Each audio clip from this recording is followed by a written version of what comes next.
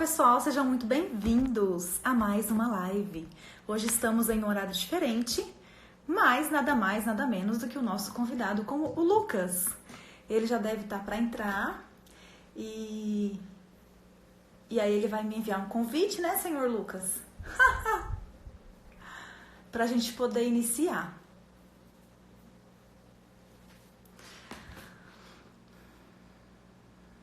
Oi, Marta, seja muito bem-vinda, sua querida.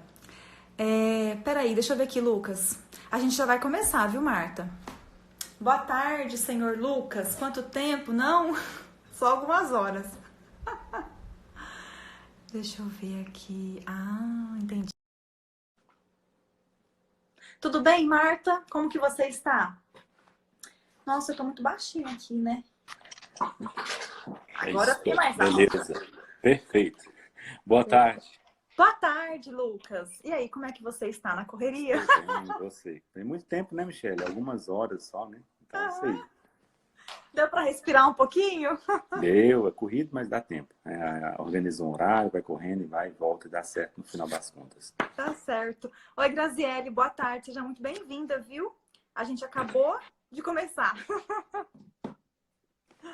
Ou melhor, vamos começar agora, né? Isso. Então foi assim, pessoal. Eu convidei o Lucas para a gente trazer algumas dúvidas em relação a emagrecimento e atividade física. Ele é uma pessoa que eu gosto muito do trabalho dele, confio muito no trabalho dele. E assim, a gente é mano, é parceiro, né, Lucas? E aí eu tive vontade de chamar ele. E eu fiz uma caixinha de perguntas nos stories e a gente vai falar sobre essas dúvidas que as meninas deixaram, tá? Então, só vou falar aqui para vocês saberem sobre o que a gente vai falar. E aí, eu e o Lucas aqui, a gente vai conversar sobre isso e passar dicas para vocês, tá bom? Então, uma das dúvidas que trouxeram pra gente é como acabar com a flacidez, principalmente do abdômen. Uma pessoa que já pratica musculação há algum tempo. E a outra dúvida que a gente teve também foi se realmente o aeróbico em jejum gera resultado, ajuda nesse processo de emagrecimento.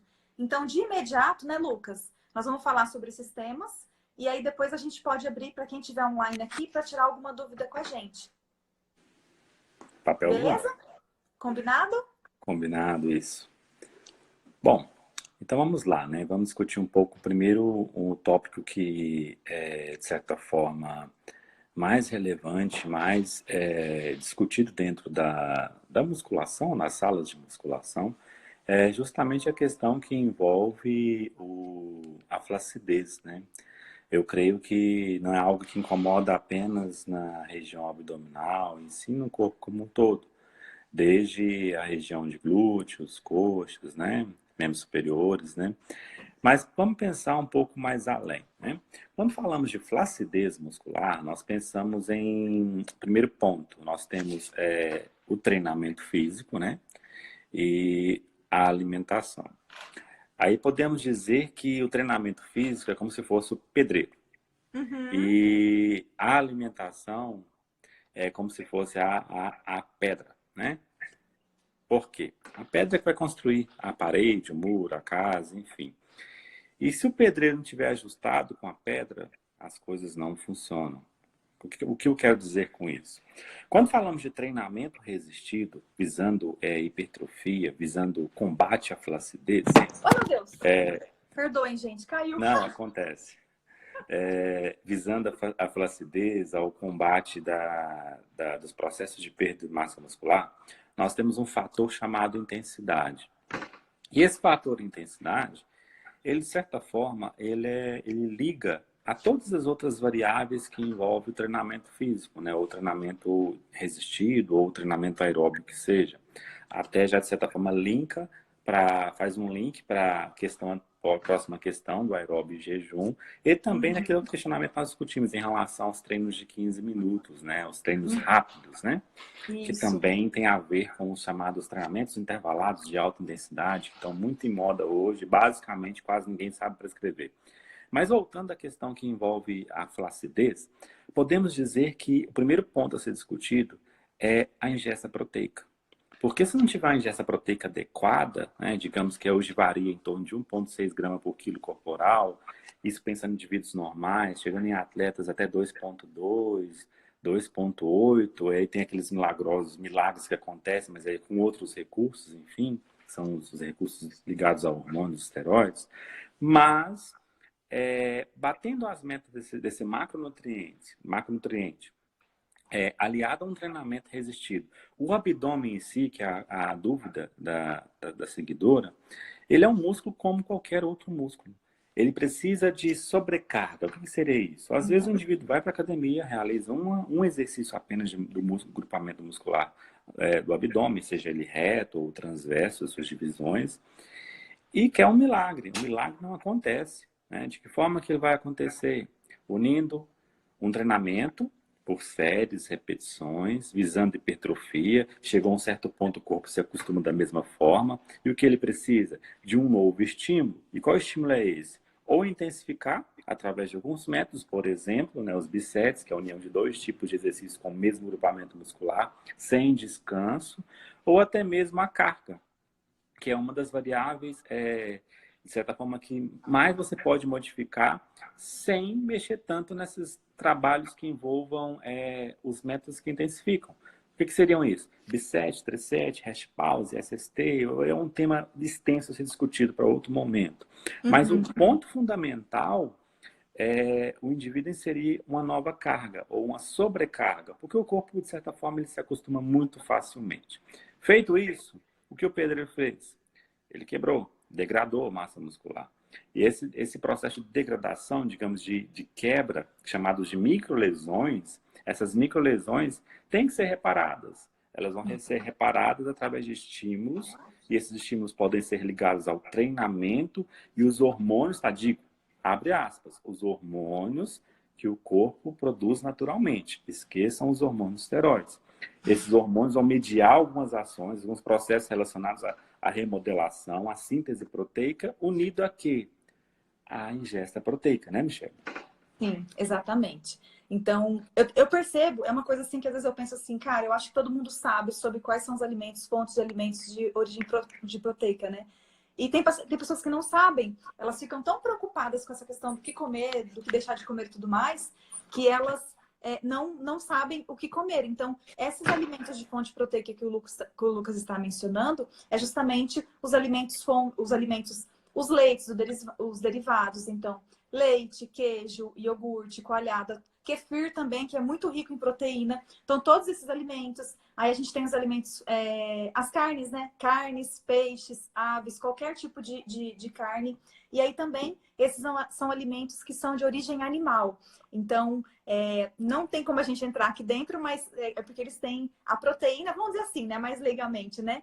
A proteína dele é mais completa do que propriamente de alimentos fontes de origem vegetal. Aí, os alimentos fontes de proteína vegetal seria já os cereais integrais, que a gente tem aí. Aveia, chia, linhaça, a granola nem tanto. Mas aí a quinoa, o amaranto, o psyllium. Então, são alimentos que têm uma quantidade legal de proteína. Aí a gente tem também a soja, temos também as castanhas, as nozes, castanha de caju, pará, nozes, pistache, essa família das castanhas. Elas também têm uma quantidade de proteína interessante. Por exemplo, o amendoim, né? Então, que também está na família das castanhas. Só que os alimentos de origem animal, que é o que eu mencionei primeiramente, tem muito mais proteína do que propriamente esses, né, Lucas? E também, não vou dizer a qualidade, mas só para vocês entenderem. É como se o aminoácido da proteína da carne fosse mais completa em aminoácidos do que propriamente a proteína da aveia. Então, não que a proteína da aveia seja ruim, não, ela é interessante a aveia estar na sua alimentação, porque ela contém fibras, vitaminas, minerais, antioxidantes, que também é importante para o treino, né? Para essa recuperação muscular, né, Lucas? Mas aí ela vai ser um aminoácido bom, uma proteína boa também, mas o alimento que é de fonte proteica, ela vai ter uma quantidade de proteína muito maior do que propriamente a aveia em si, né?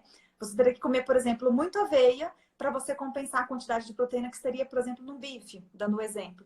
Então, ele vai estar em menor quantidade. Mas quando você consegue adequar essa quantidade de proteína em todas as refeições do dia, você consegue ter um balanço legal, né, Lucas? E aí você não fica nesse déficit de proteína na sua alimentação.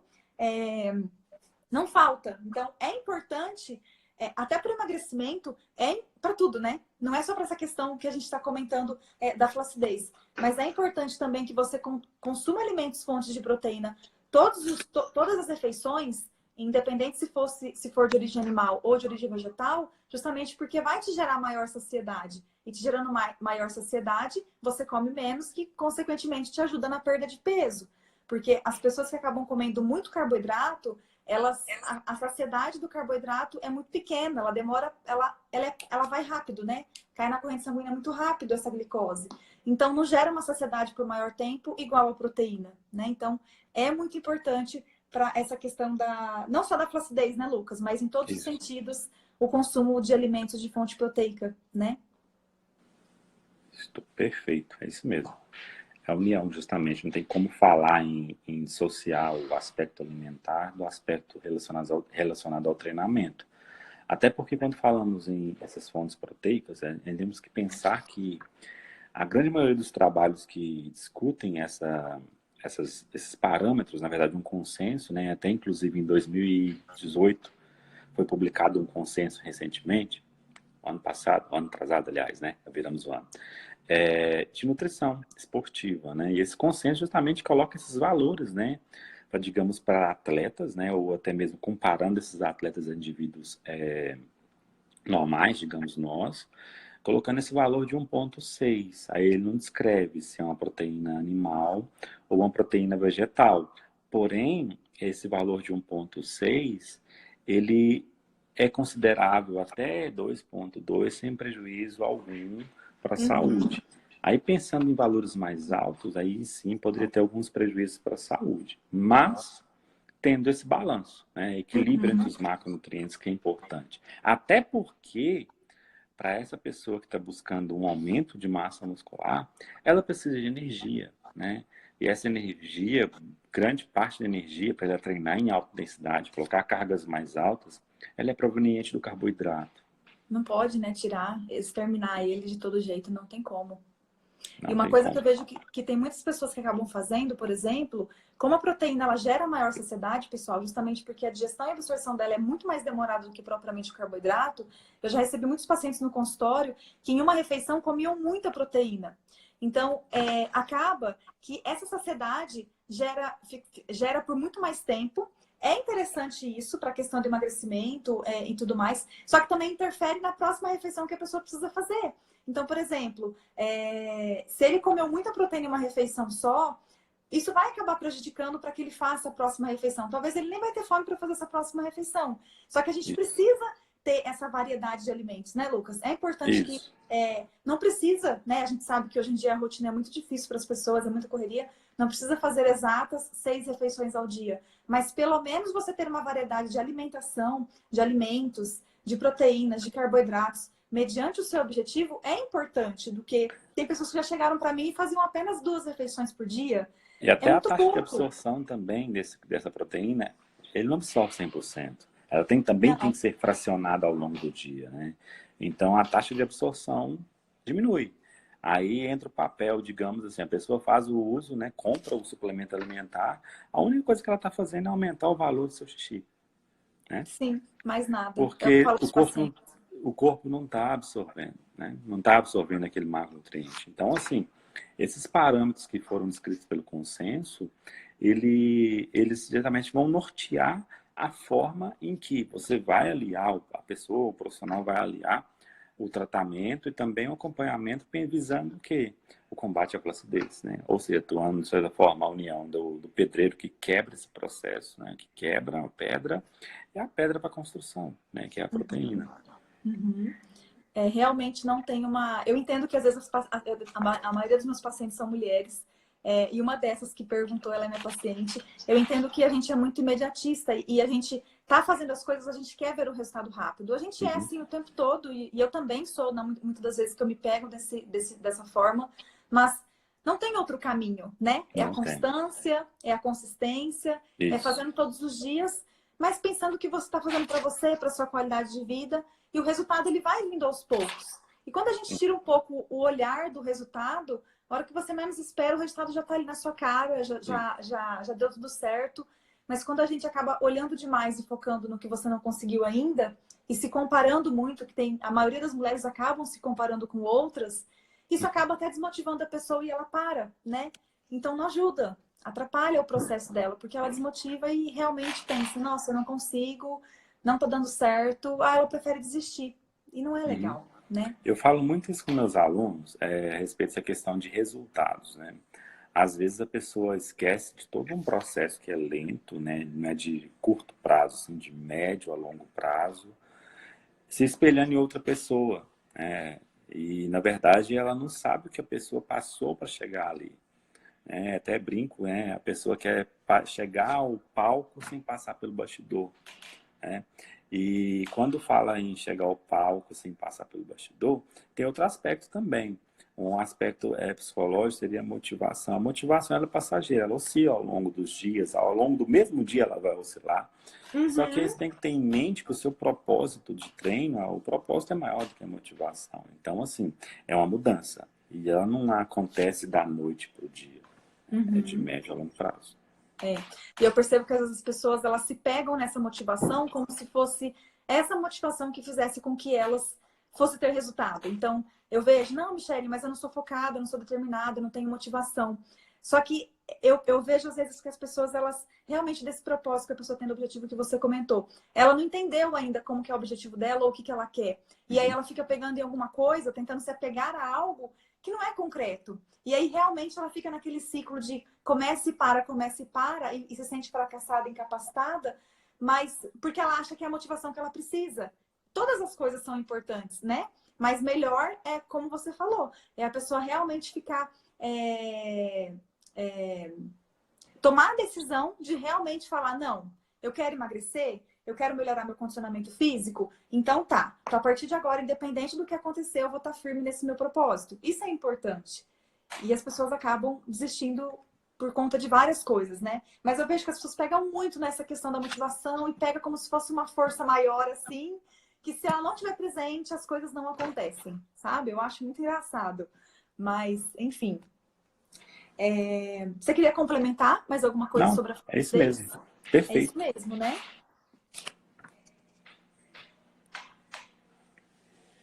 Aí, nós vamos falar agora, pessoal, a gente vai falar sobre essa questão do aeróbico em jejum, né? Porque até eu, em alguns momentos, eu tenho dúvidas sobre isso. E a gente vai comentar um pouco mais se realmente isso contribui no processo de emagrecimento. Esse aeróbico em jejum aí que chegou a virar moda, né? Não sei se está na moda Isso. ainda, mas virou muita moda. Não, ainda tem gente prescrevendo aeróbio em jejum ainda, só que eles esquecem que aquele aeróbio em jejum que dá resultados, ele não vem sozinho, ele vem sempre acompanhado, né? É isso, De algumas drogas, né? as pessoas. Então, isso daí. Prossiga. Então, fazendo um comparativo, vou contar uma história. Em 2011, Anthony de Paoli, um pesquisador italiano, ele mais seu grupo de pesquisadores, ele resolveu comparar dois grupos de atletas. Quando eu falo drogas, gente, são as drogas dos hormônios, tá? Qualquer medicamento que altere a sua função natural é uma droga. E essa droga, de certa forma, ela vai fazer com que o seu corpo trabalhe de forma diferente. E o Anthony de Paoli, em 2011, no trabalho dele, ele comparou dois grupos de atletas, né? Indivíduos, um grupo que fez o aeróbio em jejum e um grupo que não fez o aeróbio em jejum. O grupo que fez o aeróbio em jejum, com certeza a grande maioria deve ter ouvido falar daquela dieta do Mediterrâneo, né? Que tem uma grande parte de gordura na sua refeição. E foi um café mediterrâneo, digamos, que esse grupo que fez o treinamento alimentado.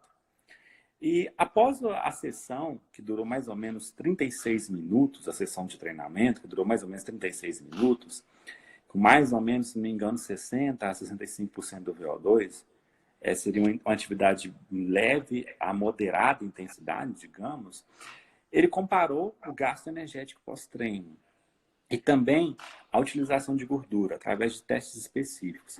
E ambos os grupos não tiveram diferenças. Ou seja, tanto faz treinar em jejum como treinar alimentado. Agora que vem o viés da história, a questão de você interpretar um trabalho. Será que realmente vale a pena você treinar em jejum, visando o emagrecimento, mesmo não dando resultados? Na minha opinião profissional, na minha opinião como cientista, não. Porque pensando o seguinte, se o fator intensidade é determinante, colocando o aeróbico como a única parcela do treino, se o fator intensidade é importante, ele vai necessitar de outros aspectos. Ele vai precisar de energia proveniente da alimentação. E com baixa estoque energético no músculo esquelético, esse indivíduo não consegue treinar em alta intensidade. E pensando em outros aspectos, a médio e a longo prazo, o que vai acontecer com esse indivíduo? Um risco maior de uma alteração no sistema imunológico. Pensando não só naquela única sessão, mas como uma adaptação crônica, um somatório de várias sessões, ele vai ter uma queda na resposta imune. E a facilidade dele adoecer é maior. Então, será que realmente vale a pena? Na minha opinião, não. Porque não existe diferença entre treinar alimentado e treinar em jejum. Então, essa resposta, digamos, de melhora desse perfil de gasto energético, após a sessão, ainda perdurou por 24 horas. Ou seja, mesmo após 24 horas ao treinamento, a resposta foi ínfima. Não teve diferença entre os grupos, quando se trata em treinar em jejum ou alimentado. Então, pensando na questão de gasto energético pós-treino, já que seria uma ponte para o próximo, discutir o próximo conteúdo que é relacionado aos treinos de 15 minutos, não vale a pena. Definitivamente, não vale a pena. A não ser que você esteja acompanhado. Né? Aí nessa situação, qualquer coisa dá certo. Tô brincando, tá, gente? Mas eu acho engraçado que essa pauta, né, essa questão de treinar em jejum, ela tem sempre uma coisa por trás, né? O resultado rápido que a pessoa está buscando. Então, a moda traz muito isso, né? Faça isso porque você vai ter resultado rápido. Então, só que as pessoas não param para olhar, se questionar e até buscar informações na realidade para ver se realmente aquilo serve para ela, se ela pode fazer, se não vai afetar a saúde, como você falou, a longo prazo.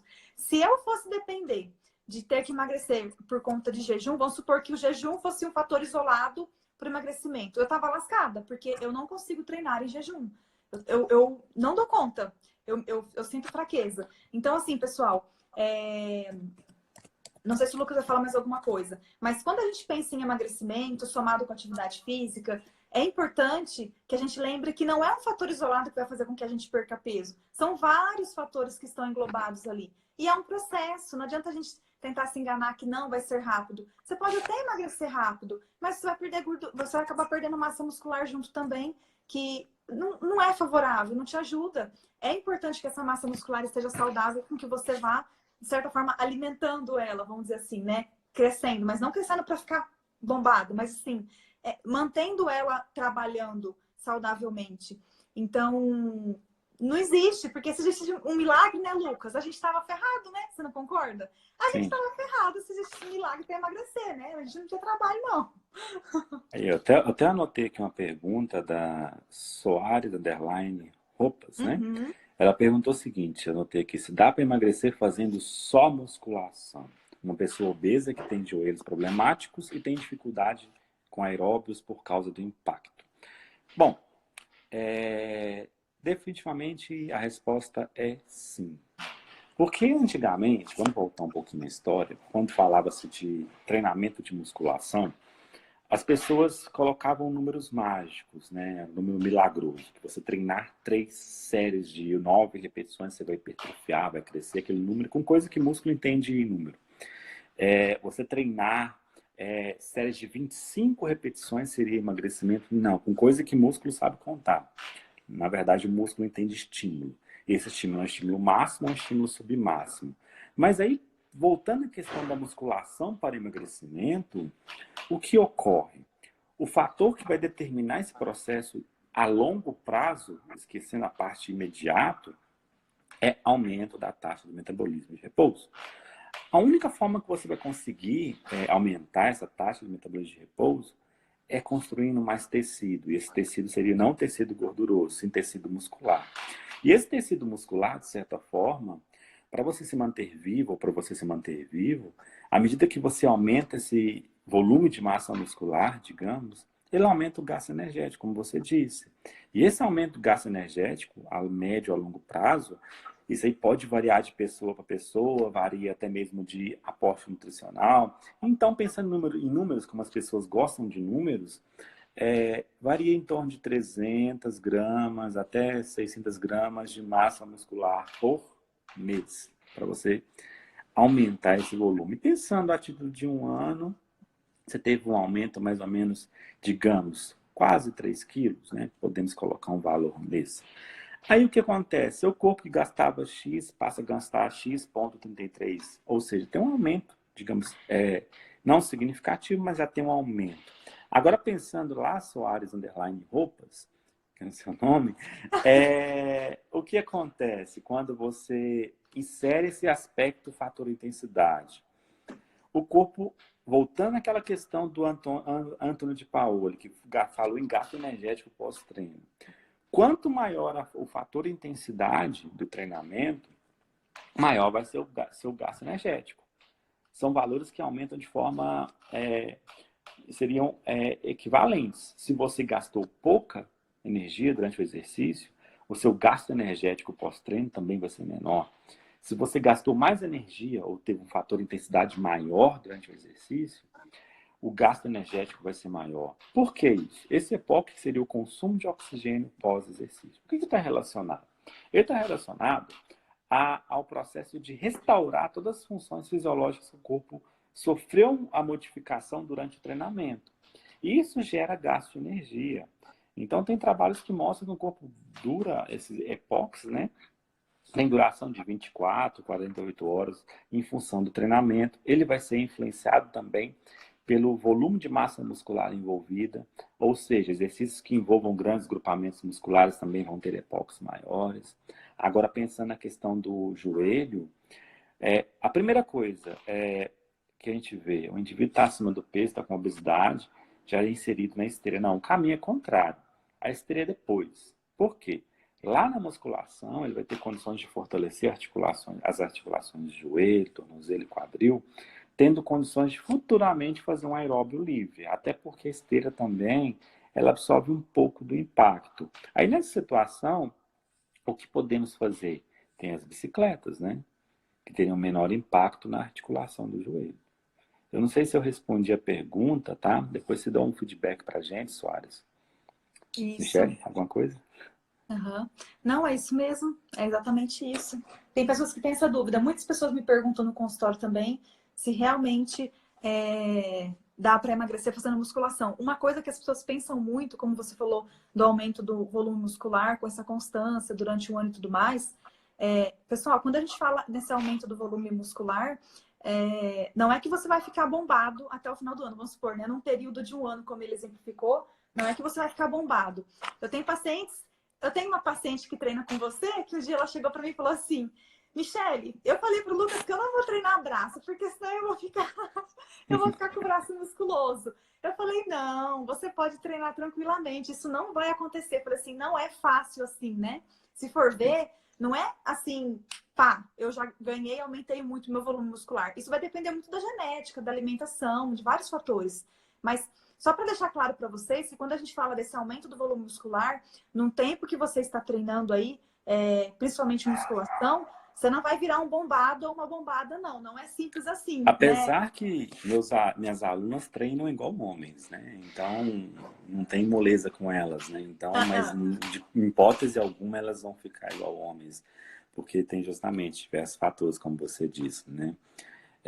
E um fator que determina esse processo são fatores hormonais que vão interferir nessa questão de ganho de massa muscular. Então, mulheres, não tenham medo, vão treinar com fé e treinem igual homens, tá? Sem medo de ser Tranquilas. feliz. Uhum, sem medo de ser feliz, porque isso vai aumentar esse gasto energético e vai ajudar e muito nesse emagrecimento, né? Então, isso é importante. Mas eu vejo que muitas pessoas têm esse pensamento ainda que tem um certo medo. Mas a gente vai desmistificando isso, né? Isso, perfeito. Mas tá ótimo. Em relação, Lucas, aos treinos rápidos de 15 minutos, para aquelas pessoas que não têm muito tempo e faz, tipo aquele queima de 24 horas que tem na internet, tem muitos outros. Hoje em dia tem muito, né? O que você Uhum. acha em relação a isso? Bom, Pensando no queima de 24 horas, ele basicamente se baseia na questão do consumo de oxigênio pós-exercício, né? Só que nós temos que pensar um fator importante quando falamos de treinos rápidos. Esses treinos rápidos, eles têm que ter alguma estruturação. E essa estruturação se baseia justamente naquele ponto que eu discuti, a massa muscular envolvida. Então, priorizar C, exercícios que envolvam grandes massas musculares, por exemplo, as puxadas, as remadas, os supinos, os agachos, né? Intervalos mais curtos, né? De recuperação, sempre buscando o que próximo da falha ou quase sempre a falha. Lembrando que a falha, gente, não é todo mundo que consegue treinar até a falha, porque isso é algo que tem que ser trabalhado, isso é algo que tem que ser trabalhado ao longo do tempo.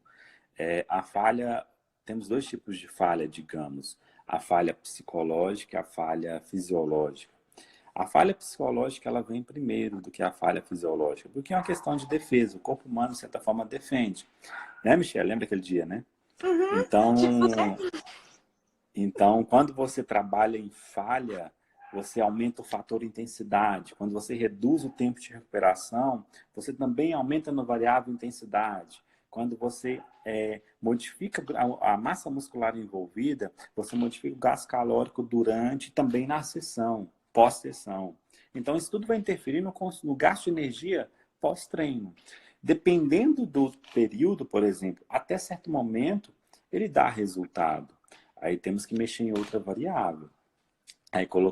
Aí sim vamos incluir um aeróbio, não digo jejum, mas pode ser o aeróbio alimentado, né? Então, pensando em aeróbio e jejum, como eu falei no início, não difere, tá? Não há diferença estatística entre treinar alimentado e treinar em jejum.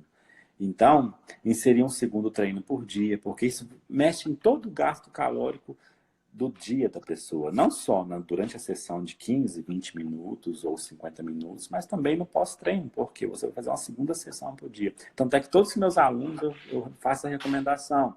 Treinou comigo? Tente pelo menos 3 vezes por semana realizar um segundo treino no dia. Que vai Então, complementar funciona. esse treino que eles estão Isso. fazendo, né? Isso. E é bacana, pessoal, que o Lucas, ele faz uma consultoria esportiva online, né? Uhum. E aí, para essas pessoas que às vezes têm dificuldade, questão de distância, locomoção e tudo mais, e não conseguem fazer atividade física nos locais, ele faz essa consultoria esportiva, onde ele te passa tudo muito individualizado, né, Lucas? Isso. Sobre esses exercícios que você pode fazer em casa. Então, como ele falou, eu dei o exemplo por exemplo, do exercício de queima de 24 horas, que há uns anos atrás, quando lançou, eu me lembro que eu não fazia academia e eu fazia em casa. E assim, eu ficava muito cansada. Mas como ele mesmo falou, depois de um tempo, acaba que o nosso corpo acaba acostumando com aquele exercício. E aí é igual na alimentação, você tem que entrar com uma nova estratégia. E aí, quando você tem o suporte, mesmo que online, presencial, do Lucas, é importante que por um período você vai estar trabalhando de uma forma. Mas aí ele já vai lançando novas estratégias para que esse gasto energético não diminua, né? Você consiga manter ele em alta e consiga ajudando nessa questão do seu objetivo, ganho de massa muscular, emagrecimento, enfim. Então, é muito importante esse acompanhamento também, né, Lucas? Não só inclusive, a pessoa falar. Tem uma aluna minha que treinou em casa, né? Eu montei a planilha de treino em casa. E em 40 dias, 3,750 kg. Mas ela não ficou só naqueles treinos de 20 minutos com os cardio-funcionais. Mas ela fazia um segundo treino no dia. Ela fazia aeróbio 5 vezes por semana. E mais o primeiro treino. Ah, não tem tempo? O treino era curto. O treinamento que ela fazia em casa era 20 minutos. Ah, desculpa, eu trabalho. Acordava 6 horas da manhã, 5 e meia da manhã, fazer exercício. Fiz o segundo aeróbio no final do dia. Então, na verdade, quem quer, faz. Quem não quer, é uma desculpa. Hoje em dia a gente tem muitas facilidades, né? A internet nos proporciona muito isso. Então, eu acho que hoje não tem mais desculpa, não. Acho não, tenho certeza. É só se a pessoa realmente ela tá procrastinando, ela não quer. Mas assim, hoje a gente tem muitas possibilidades. E o Lucas faz esse trabalho online dessa consultoria. Quem tiver interesse, entre em contato com ele pelo perfil dele, tá? E eu acho muito bacana, porque é uma forma de você não atrasar o seu emagrecimento. Então, sim, eu estou e agora eu vou estar, agora nesse próximo mês, agora no outro mês eu vou inserir esse programa em plataforma com vídeo. Então, já tem o aplicativo, né, que já já tenho a sessão inserida, as sessões inseridas de treino. Agora vou inserir uma plataforma com vídeo, explicação, não só a parte que envolve o treino em si, mas outras dicas em relação à construção do hábito do treino. Então vai ser mais completo, né, esse programa de treinamento a partir do final do mês de março. É muito bacana isso. E pensando na Soares, que ela tirou a dúvida aí com você, tem pessoas que às vezes elas têm problemas de joelho, elas têm vários problemas musculares ou articulares, enfim. E aí elas fazem, é uma pessoa sedentária que não estava fazendo nada e ela passa a fazer esses exercícios online, sem acompanhamento. Isso prejudica muito porque eu tenho uma conhecida minha que ela nunca tinha feito atividade física e ela começou a fazer em casa, começou a correr e ela nunca tinha feito caminhada. E ela lesionou o joelho e lesionou o tornozelo também. E ficou assim, muito tempo fazendo fisioterapia. Então, pessoal, tomem cuidado com isso, tenham consciência. É importante, a gente precisa fazer atividade física, mas quando você está num período ou que você nunca fez nada, ou que você está um tempo sem fazer, procura acompanhamento, né, Lucas? A gente pode estar ajudando nisso, porque senão você vai pagar caro depois. E é complicado, sabe? É importante a gente ter noção de como que o nosso corpo está e respeitar, né, esse movimento cronológico. Porque se você é uma pessoa sedentária e não estava fazendo nada, e agora vai passar a fazer alguma coisa, e a gente quer resultado rápido, a gente não pode, tipo, eu que treino há anos, uma pessoa que nunca treina, fazer o que eu faço hoje, por exemplo. A gente vai subindo de nível, né? Vamos dizer assim. Isso. E é Perfeito. importante. E hoje em dia tem muito... tem a internet, ela tem os dois lados da moeda. Tem profissionais sérios, tem profissionais que são qualificados, tem profissionais que têm formação, mas da mesma forma tem profissionais que não têm formação alguma, estão na internet atuando como um tal. Não só na internet, em academia também, tem muito aluno de graduação que atua fora na ilegalidade. Então, assim, quando falamos essa questão de atuação profissional é muito séria, né? No sentido, principalmente a educação física tem muito disso, infelizmente. Vocês têm que colocar a mãozinha na consciência, pessoal, e tomar cuidado, né? Porque é a saúde de vocês. Você queria complementar com alguma coisa, Lucas, sobre o que a gente conversou? Não, mas é isso mesmo. É Eu isso creio mesmo? que sim. Alguém tem alguma dúvida? Alguém quer tirar alguma dúvida? Porque o que a gente trouxe aqui para falar, a gente já falou tudo. Se alguém tiver alguma dúvida, a gente responde.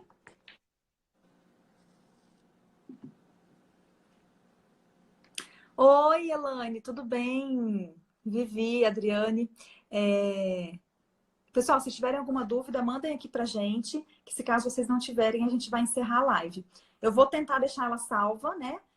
Se tudo der certo, vai dar certo, eu vou conseguir. Se puder salvar ela também em vídeo, Isso. tem como salvar. Tem como você salvar, eu te mando, aí você pode compartilhar ela no seu perfil também. Mas eu acredito que é isso, né, Lucas? O pessoal não mandou nada. A gente conseguiu trazer, acho que com bastante clareza para o pessoal essa consciência, mas todas essas dúvidas que tinham mandado para a gente, né? Eu queria agradecer pela sua presença aqui. Eu me sinto muito honrada. E estamos aí, né? Logo mais a gente procura fazer mais para trazer para o pessoal, porque é importante essa conscientização que a gente traz, essa clareza de que, gente, não adianta correr atrás do milagre. As coisas vão acontecer a partir do momento que você tiver consciência que você tem que fazer. Não tem. Então, é importante as pessoas se conscientizarem. E nós, como os profissionais, é importante que a gente tem como missão, né? De trazer essa clareza, essa desmistificação de tantas coisas que trago aí no mundo esportivo e alimentar, né? Mas eu queria agradecer pela sua presença. Eu agradeço, né? Então, a mensagem final que eu queria deixar em relação a isso, o primeiro ponto que vocês têm que ter em mente quando buscar essa mudança antes de olhar para o profissional de nutrição, o profissional de educação física, é olhar para dentro de vocês, ver se realmente você quer isso, se está disposto a encarar e passar por todas as dificuldades, o processo, todas as quedas, porque vai chegar um momento que você vai desanimar, vai chegar um momento que você vai recuperar a sua motivação, mas na verdade a motivação não é chave, é você saber do seu propósito, saber o que você quer, tá? É isso aí, pessoal, muito obrigado, muito obrigado, Michele. Obrigada. Eu deixo as minhas portas abertas, quem quiser entrar em contato, saber algo mais em relação ao exercício, estamos aí. Isso, sigam o Lucas, ele tem um trabalho muito bacana, ele já fez mestrado, está fazendo doutorado, né, Lucas? Não, doutorado eu concluí. Você já concluiu o Agora, doutorado. isso, agora Vai estou fazer o pós. no início do pós-doutorado. Então, não sei se Ele é chama parte terrível, documental. gente. Ele é terrível, gente. Ele não sossega, não. Nunca pode parar, gente. Não Nunca pode parar. parar, né? O Não ser pode humano foi parar. feito para movimentar, gente. Nunca pare. Não podem parar. Mas, gente, eu queria agradecer por vocês também, por ter estado com a gente até aqui. E, se Deus quiser, teremos mais lives dessa forma para vocês. Espero que vocês tenham gostado. Vou tentar deixar salva. Indiquem para as pessoas que vocês sabem que têm interesse na live. E sigam o Lucas. Ele tem conteúdo muito bacana. Tá, pessoal? Faço da Michelle as minhas palavras. Muito obrigado. Beijo, pessoal. Boa tarde para mais. vocês. Tchau. Até mais. Tchau, tchau. Tchau.